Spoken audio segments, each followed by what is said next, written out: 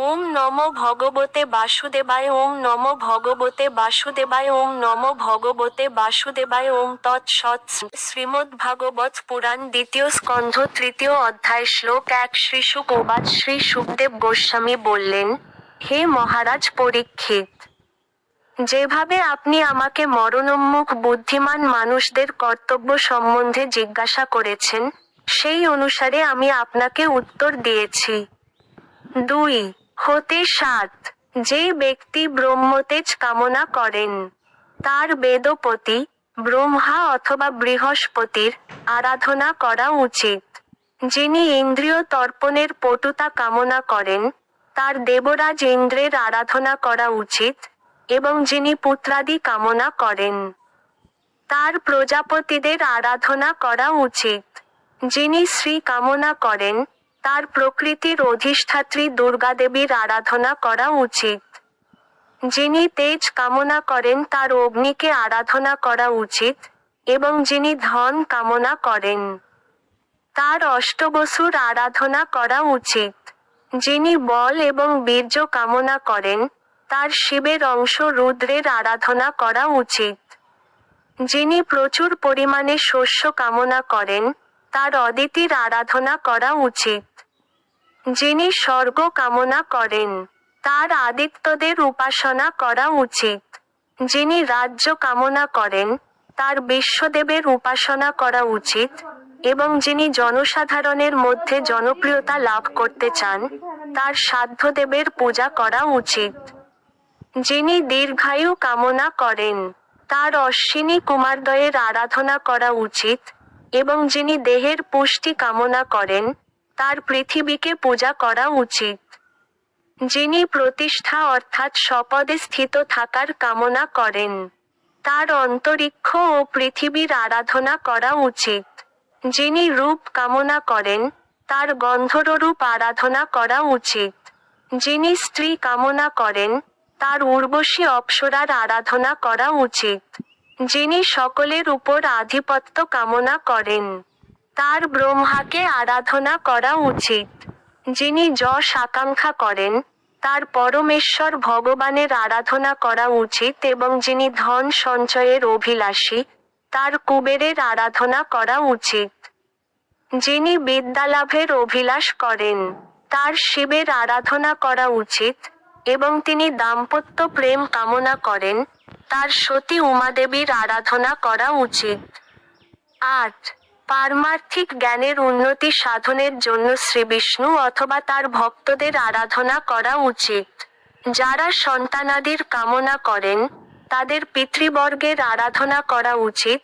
যারা সুরক্ষা কামনা করেন, তাদের পুণ্যবান যক্ষসমূহের, এবং যারা বল কামনা করেন, তাদের বিভিন্ন দেবতাদের আরাধনা করা উচিত।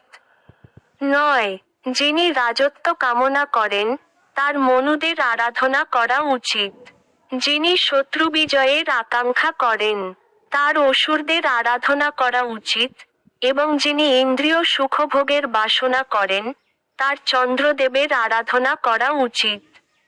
কিন্তু যার কোন জড় সুখভোগের বাসনা নেই, তার পরমেশ্বর ভগবানের আরাধনা করা উচিত। 10 যে ব্যক্তির বুদ্ধি উদার, তিনি সব রকম জড় কামনাযুক্তই হন, অথবা সমস্ত জড় বাসনা থেকে মুক্তই হন, অথবা জড় জগতের বন্ধন থেকে মুক্তিলাভের প্রয়াসী হন, তার কর্তব্য সর্বতোভাবে পরমেশ্বর ভগবানের আরাধনা করা। 11 বিভিন্ন দেবদেবীর পূজকেরা এই পৃথিবীতে ভগবানের শুদ্ধ ভক্তের সঙ্গ প্রভাবে পরমেশ্বর ভগবানের প্রতি যে স্বাভাবিক আকর্ষণরূপ অবিচলিত ভক্তি লাভ করেন, তারই ফলে তাদের সর্বোত্তম কল্যাণ সাধিত হয়। 12 পরমেশ্বর ভগবান শ্রীহরি সম্বন্ধীয় দিব্য জ্ঞান জোড়া প্রকৃতির গুণের চক্রকে সম্পূর্ণরূপে নিবৃত করে। এই জ্ঞান জোড়া প্রকৃতির প্রভাব থেকে মুক্ত হওয়ার ফলে আত্মতৃপ্তি প্রদান করে, এবং অপ্রাকৃত হওয়ার ফলে মহাত্মাগণ কর্তৃক স্বীকৃত। কে এই জ্ঞানের প্রতি আকৃষ্ট না হয়ে থাকতে পারে?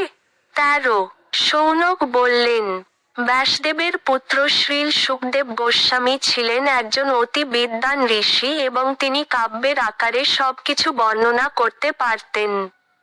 তার কাছ থেকে এসব বিষয় শ্রবণ করার পর পরীক্ষিত মহারাজ তাকে পুনরায় কি জিজ্ঞাসা করেছিলেন? 14 হে বিদ্বান সুত গোস্বামী, দয়া করে আপনি আমাদের বলুন তারপর কি হয়েছিল, কেননা আমরা তা শুনতে ঐকান্তিকভাবে আগ্রহী। ভগবদ ভক্তের সভায় যে কথা হয় তা নিশ্চয়ই হরি কথা ব্যতীত আর কিছু হতে পারে না। 15 পাণ্ডবদের পৌত্র মহারাজ পরীক্ষিত তার শৈশব থেকেই একজন মহান ভগবদ ভক্ত ছিলেন।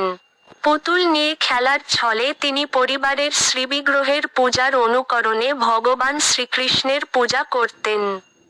16 ব্যাসদেবের পুত্র সুখদেব দিব্য জ্ঞানে পূর্ণ ছিলেন এবং তিনি বসুদেব তনয় শ্রীকৃষ্ণের মহান ভক্ত ছিলেন।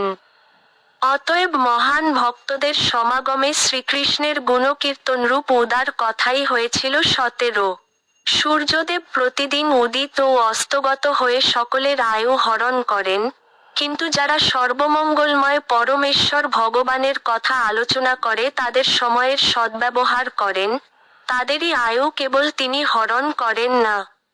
18 বৃক্ষসমূহ কি বেঁচে থাকে না? কামারের হাপর কি শ্বাসগ্রহণ ও পরিত্যাগ করে না?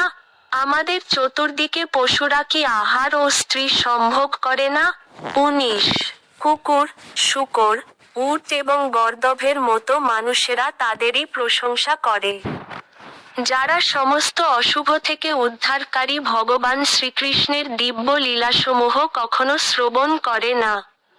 20 যে ব্যক্তি ভগবানের শৌর্য এবং অদ্ভুত কার্যকলাপের কথা শ্রবণ করেনি এবং ভগবানের গুণগাথা কীর্তন করেনি, তার কর্ণরন্ধ্র সর্পের গর্তের মতো এবং তার জিহ্বা ভেকের জিহ্বার মতো। 21 রেশমের উষ্ণীষ এবং কিরীটির দ্বারা মস্তক শোভিত থাকলেও তা যদি মুক্তিদাতা ভগবানের শ্রীচরণে প্রণত না হয়, তবে তা কেবল অত্যন্ত ভারী একটি বোঝার মতো। আর যে হস্তদ্বয় উজ্জ্বল সুবর্ণ কঙ্কণের দ্বারা অলঙ্কৃত, তা যদি ভগবান শ্রীহরির সেবায় যুক্ত না হয়, তাহলে তা শবের হস্তের মতো। 22 যে নয়ন শ্রীবিষ্ণুর শ্রীবিগ্রহ দর্শন করে না তা ময়ূর পুচ্ছে অঙ্কিত চক্ষুর মতো, এবং যে পদ পরমেশ্বর ভগবানের লীলাভূমি বা তীর্থসমূহে বিচরণ করে না তা বৃক্ষের মতো স্থাবর। 23 যে ব্যক্তি কখনো তার মস্তকে ভগবানের শুদ্ধ ভক্তের চরণরেণু ধারণ করেনি, সে জীবিত থাকলেও তার দেহটি মৃত। আর যে ব্যক্তি ভগবানের শ্রীপাদপদ্মের তুলসীদলের সুগন্ধ আঘ্রাণ করেনি, সেই শ্বাস গ্রহণ করলেও তার দেহটি মৃত। 24 হরিনাম গ্রহণ করা সত্ত্বেও যার হৃদয় দ্রবীভূত হয় না, নেত্র অশ্রুপূর্ণ হয় না এবং লোমসমূহ আনন্দে পুলকিত হয় না, তার হৃদয় অবশ্যই ইস্পাতের আবরণে আচ্ছাদিত। 25 হে সুত গোস্বামী, আপনার বাণী অত্যন্ত মণিমুগ্ধকর। তাই আত্মবিদ্যা বিশারদ মহাভাগবত শ্রীল সুখদেব গোস্বামী মহারাজ পরীক্ষিত কর্তৃক জিজ্ঞাসিত হয়ে অত্যন্ত দক্ষতার সঙ্গে তাকে যে সমস্ত উপদেশ দিয়েছিলেন সে কথা আমাদের কাছে কীর্তন করুন।